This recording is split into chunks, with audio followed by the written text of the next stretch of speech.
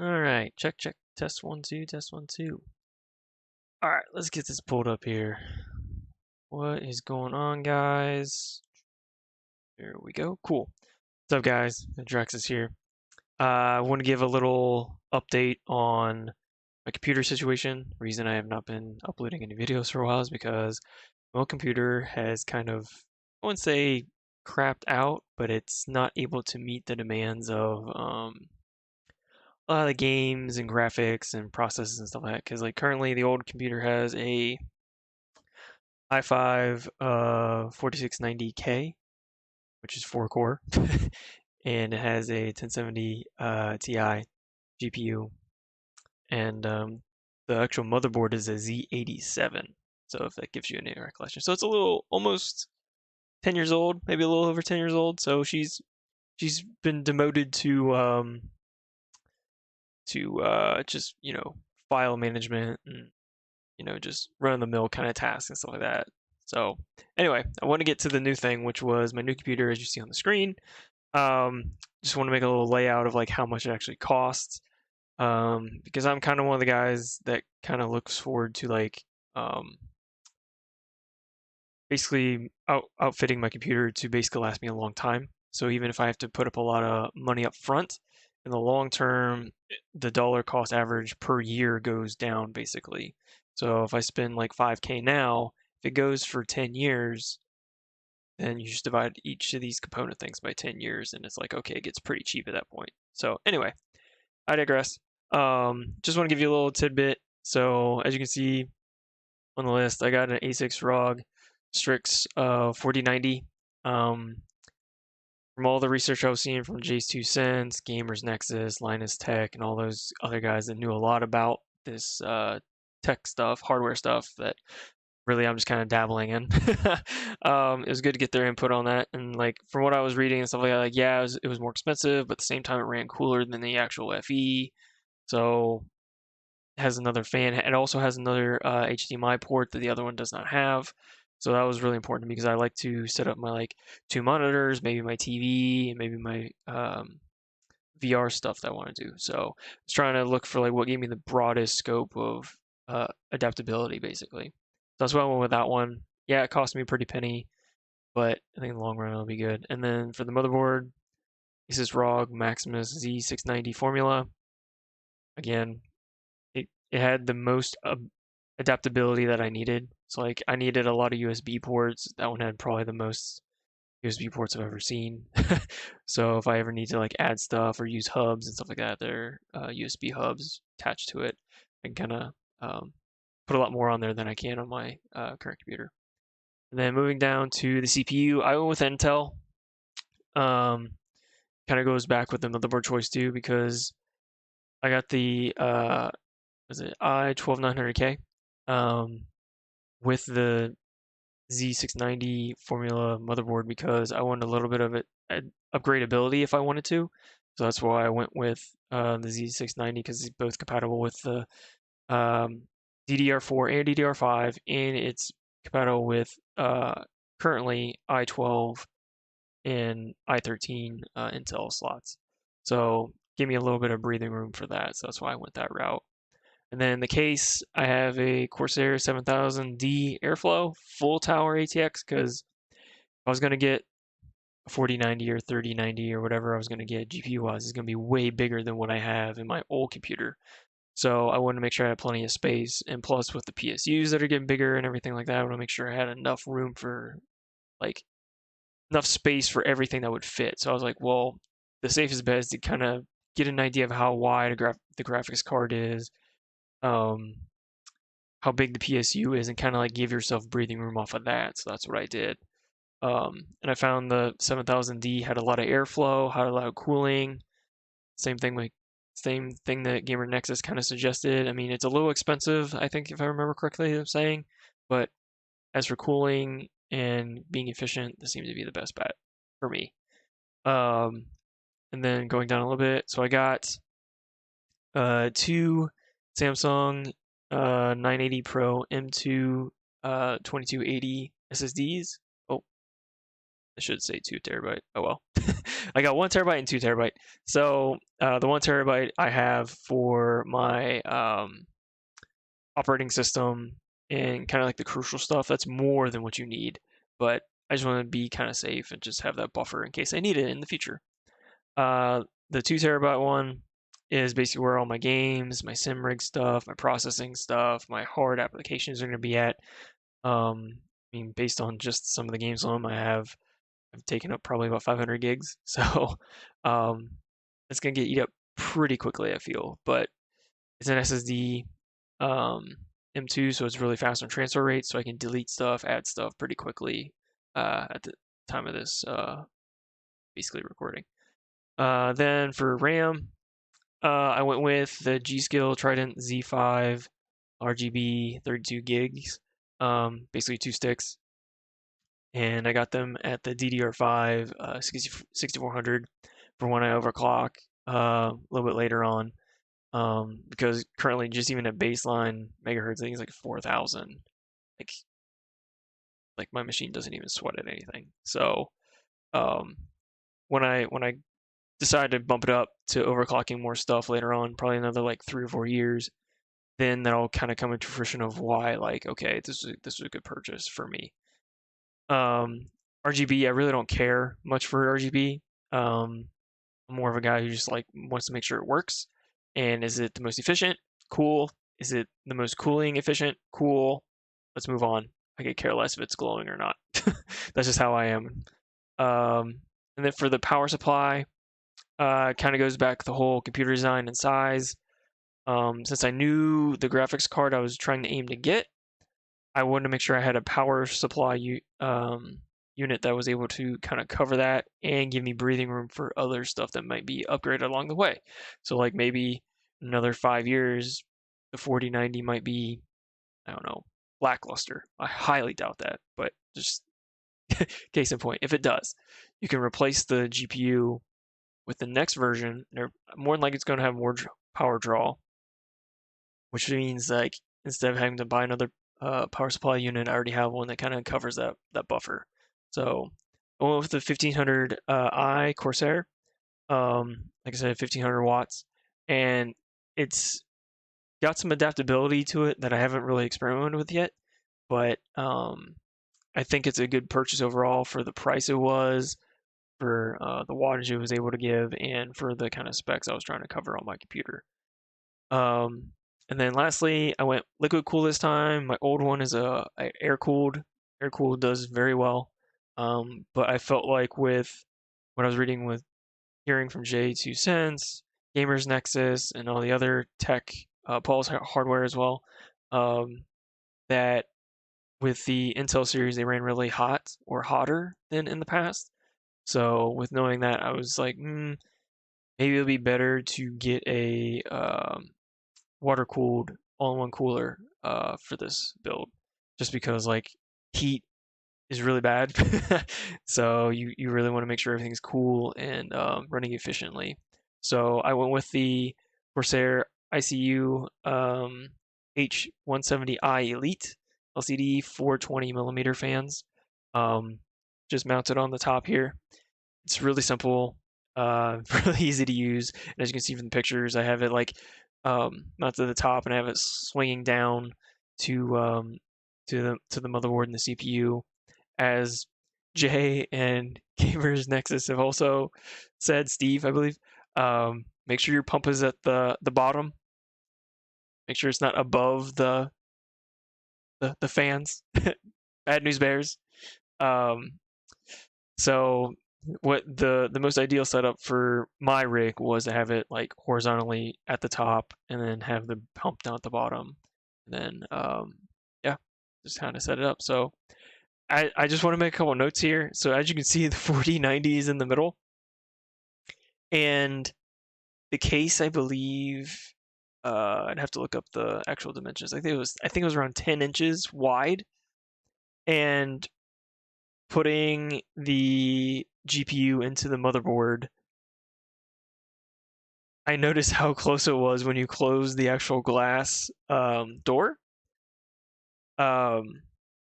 I don't have the 90-degree cable mod adjustment that you can get. I don't have any of those. I was trying to use what I had with the power supply I was given, using those cables and putting into the, was it 4-to-1 connector split that NVIDIA gives you. And I noticed like it clicks in there, but you can also see like as you shut the door, the wires are pretty loose still, but like as you shut the door, it kind of like just barely touches or compresses the cables, like barely. But just like I have the biggest case you can get, and this thing barely fits with these cables. Wow. Okay. So just give you an idea, if you're trying to put a 4090 in some smaller case, like it might not work. Just letting you know that. Also, another thing, when putting in your 4090 graphics card, at least in this Maximus motherboard, I noticed that it was very difficult to get it pressed in to hear the click, and you can see the hinge pop to make sure it's secure. It took me a good probably 10-15 minutes just to like verify, like, okay, this is a lot of force. Like, is it actually connected? I'm not hearing a click, but you will hear a click, and you will see on the actual motherboard itself will latch over the GPU. So just a couple of things to just verify when you're putting it together if you're doing this kind of build. But yeah, as you can see, it looks pretty cool. I could have went with an all white theme, but like I said, I'm more of a guy that wants to make sure it works. Is it efficient? Could care less if it's matching colors, whatever. So definitely happy with the rig so far. We'll slowly get into more games, stuff like that. And then on top of that, the bigger reason I made this upgrade was for our new sim rig. So as you can see here, I built this over the past,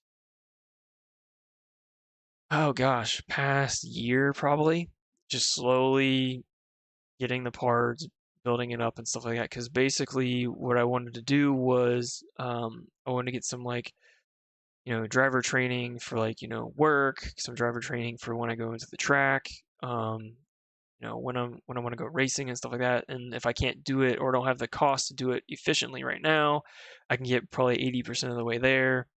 And I started building this sim rig. So basically, I'll just go down the list here. So the uh, base core of the unit is, I was going for a direct drive unit. So that's why I got the podium wheel DDR1 from Fanatec.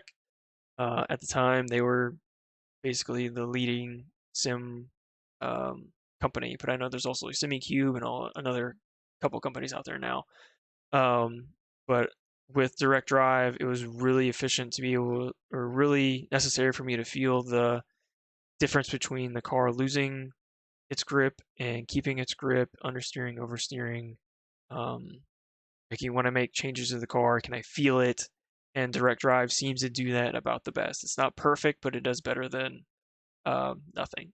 So they had the DDR2, but at the time that was another like $400 more, and in my eyes, you weren't really getting um, enough torque feedback that would justify that much of a price increase.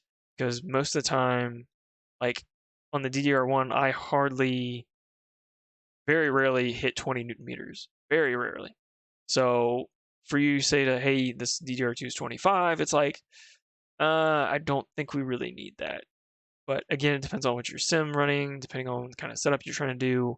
So in my opinion, I don't think you need a DDR2. Like a DDR1 should be fine, but that's just me.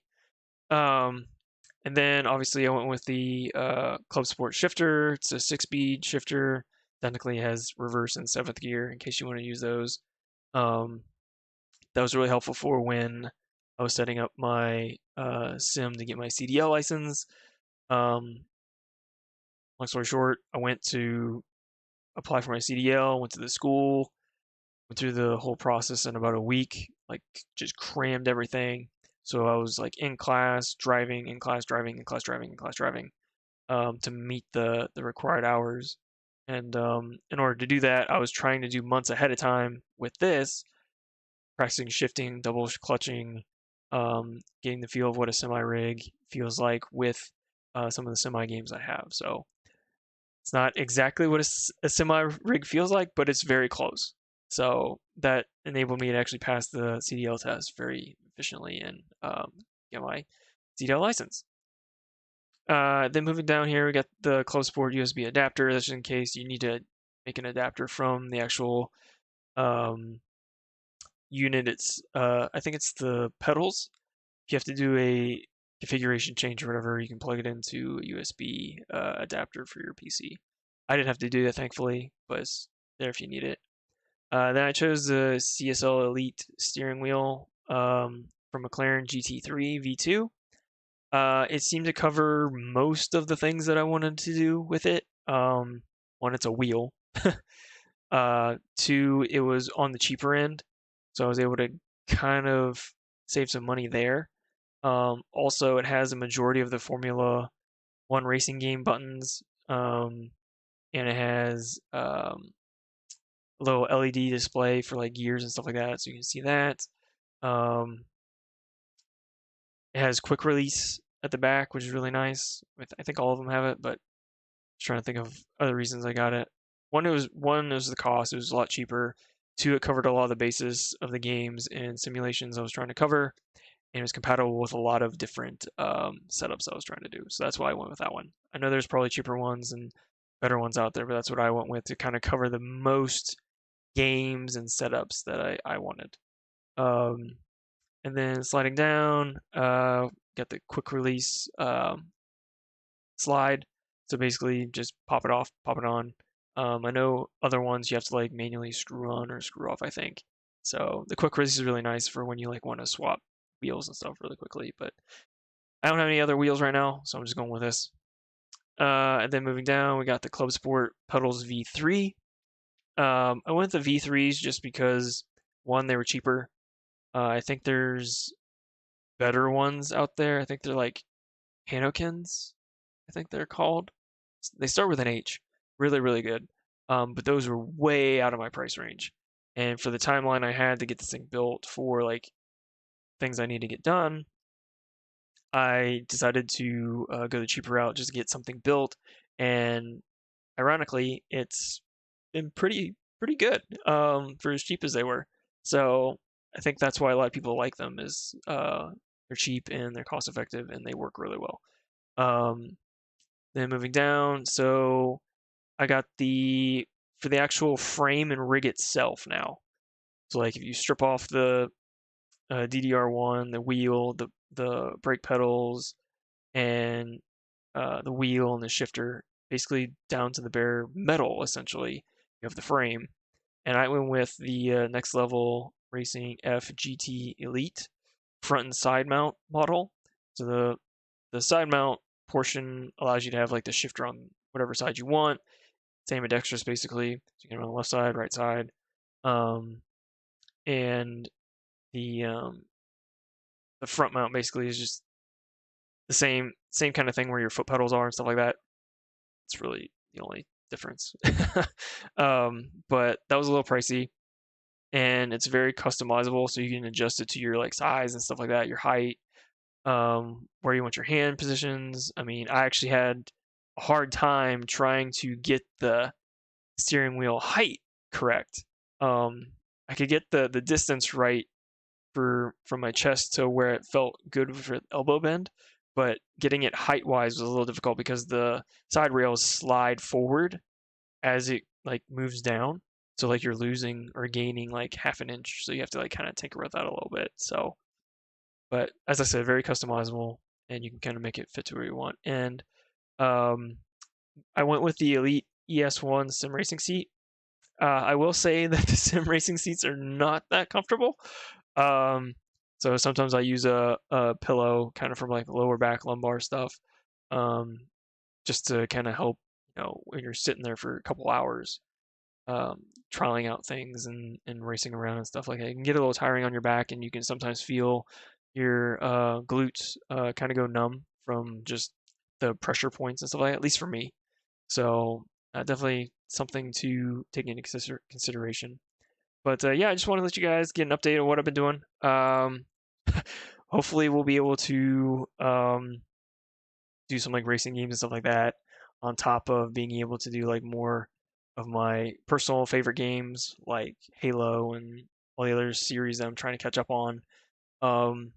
So yeah, and oh, just quick tidbit. As I was going through, I forgot to tell you the price, but yeah, so like basically my CPU rig itself right now, it cost about $5,100, which is a lot.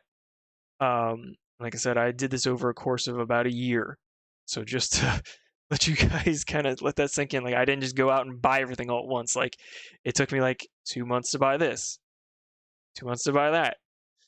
Oh, I gotta wait 3 months to get this. So it did take me a long time, and that's part of the reason why I haven't been able to upload anything for a while, is because I've been trying to get this thing built and stuff like that.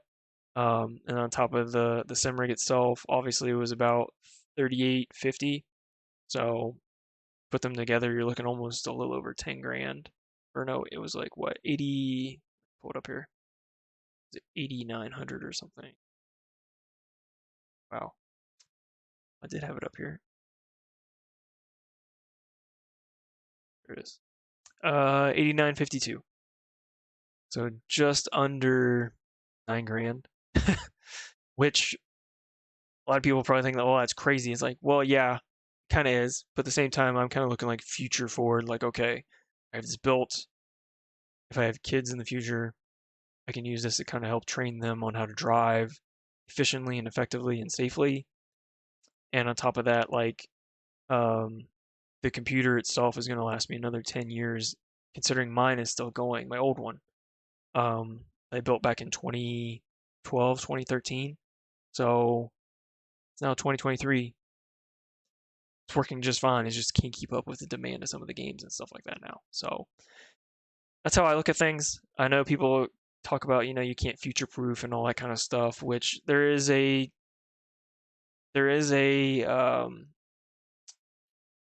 kind of a understanding or reason behind that, because like everything's always improving, da da da. But you can kind of set yourself up to um basically not have to do improvements as often. That's how I look at it. So if I can just get the best I can now, and it'll suffice for me for another 10 years, okay, I got my money's worth. So that's just how I did it. But thanks for hanging out with me, guys. Thanks for listening to me ramble on about my computers and stuff like that. But yeah, hope to see you guys soon. I'm looking to start playing some more games and stuff like that, and getting a little bit more free time. And I got the computer built, and I got the sim rig built, and with I forgot to say, also with the VR I got on there too. So that'll be kind of fun. So look forward to see you guys in the future. I'll see ya.